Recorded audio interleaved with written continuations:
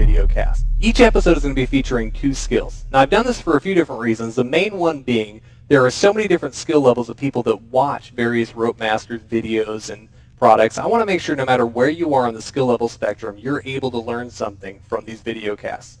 And the way we've done this is we're going to break it up into a JV and a varsity section. The JV skill is going to be geared towards those that are either just beginning to jump, you've been jumping a little while, or maybe you do it for a workout and you're looking to add something to your workouts that doesn't take a lot of difficulty, but it can give you some different variety. So that's what the JV skill will be. The varsity skill is going to be geared towards those that have been jumping a while, and you're looking for something that's going to challenge you and help you to increase your skill level.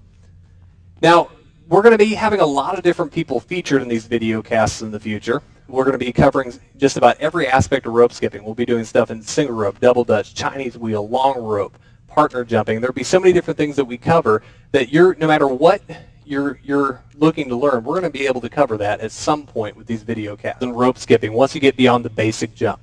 Now, to do the crisscross, you'll want to start with the ropes behind your back. You're going to drop your arms by your side. You're going to want to pull the rope out in front of you.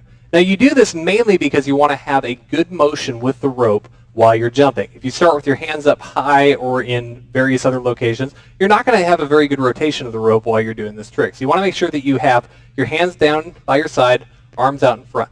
Now from here, what you're going to do is you're going to bring your arms down, around, and over your head. Now to do the crisscross, you're going to want to cross your arms right here. Now the goal here is to cross your arms as wide as you can. If you cross in a very small loop, you're going to have a very small loop to jump through. If you cross with a very large loop, you'll have a much larger loop to jump through. Now, looking at the 2 of these, I would rather try to jump through the big one. So you want to make sure you cross as big as you can. A good way to tell that is try to touch your elbows together when you cross. So start with the ropes behind you, arms dropped, arms out in front. You're going to swing it over and cross and try to catch it under your toes. Now, once you're able to catch it under your toes, you're going to want to try to add a jump. So you're going to come over, cross, try to jump through the loop, and the rope should automatically just go over you if you have a good motion with the rope. So once again, we'll do that with just one jump. Rope behind, arms out in front, go around, cross, and the rope will go over you again. Now from here, there's a couple different things that you can do. First of all, you can either continue jumping in a crisscross, you can come out, or you can come out and then go back into a cross again. Now we'll do the first one where you just stay in a cross. When you come over, cross, and just continue jumping across. Once you've got that, you can go over, cross, bring your arms apart, and jump through the rope there. That's what you'll normally do with a crisscross. You just want to make sure when you're jumping through the loop, as soon as you jump over it, start bringing your arms back out so that you can jump at a regular jump afterwards. So at full speed, that'll look cross out with that. And then this third thing that I've mentioned is going from a cross back into a cross. Now, usually anytime you're learning a skill in rope skipping, you'd want to do everything on one side as well as the other. So if I'm doing it with my right hand on top, I also want to be able to crisscross with my left hand on top. So what you'll do is you want to practice doing both of those from a starting point here, where you come over, one with your right hand on top, and then another one where you jump with your left hand on top. And once you've got those both pretty consistently, you want to try doing them back and forth between them. So you go across with the right arm, across with the left arm. And you should be able to go nice and easy between these. And like I said, remember to cross rather large. Once you get a little bit better at it, you can usually minimize that a little bit. So I usually touch my forearms together once I've got it pretty good. And you should be able to just cross on forever. And from there, there's a lot of different things that you can learn out of crisscrosses. You could add side swings, you go behind your back. And we'll be covering some of the more of those in a backward double under reverse EV Mamba. Sounds a little weird. I don't really know what else to call it. So that's what it will be. Now to do this, we're going to be starting off with a half of a turn, a backward double under crisscross, backward side swing, double under crisscross. Then you'll be doing a reverse Mamba, double under, landing in an EV. Sounds a little complicated. Let's break it down. You're going to start off forward. The first part we're going to be doing a half of a turn into a crisscross. So you're going to just start off forward, just turn, and just do a backward double under crisscross. Nice and easy. Once you've got that down, you're going to go into another backward side swing double under crisscross. Now one thing to notice here is if I'm turning to my left, I want to bring my right arm on bottom to make this work properly. and vice versa. If I was turning to my right, I would bring my left arm on bottom. So you want to make sure that you're kind of watching that when you're doing this. So if I'm turning to my left, I'm bring my right arm on bottom, do my first cross here. Then I'm going to do a side swing backward double under crisscross here. And then from here, this is where I'm going to go into the reverse mamba. Now, just to walk through it, I'll do a side swing crisscross right here. Just in that short little motion, I'm in a position already to do the reverse mamba. So I'm going to be here. As soon as that handle touches my wrist, I'm going to go ahead and do the rope release, which when it comes over, catch it, and I'm going to catch just a rope like this.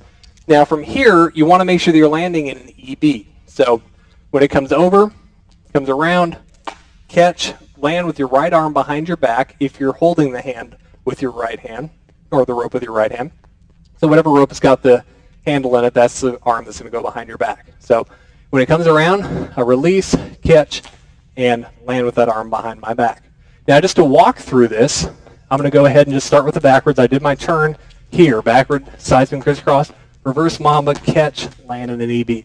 Now it's important that you do this skill on the ground a number of times before you do it in double unders. Otherwise you're going to have the unfortunate situation of whacking yourself really badly with the rope. Done it many times, don't recommend it. So just make sure that you just, when you release the rope, come around, land with that arm behind your back. So you're going to go swing, around, catch, and you're there.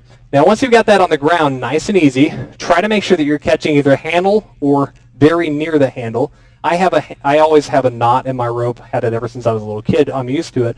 I usually catch the rope where the knot is, and it's very close to my handle, so I'm able to catch it and slide directly back out to the handle.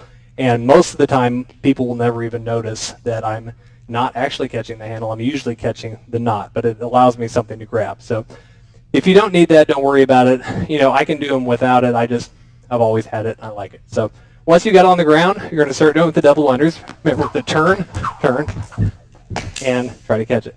It is kind of a hard trick to make. Sometimes I miss every once in a while, so we'll try that again. I'm just going to start backwards this time. I'm going to go here and catch and then turn.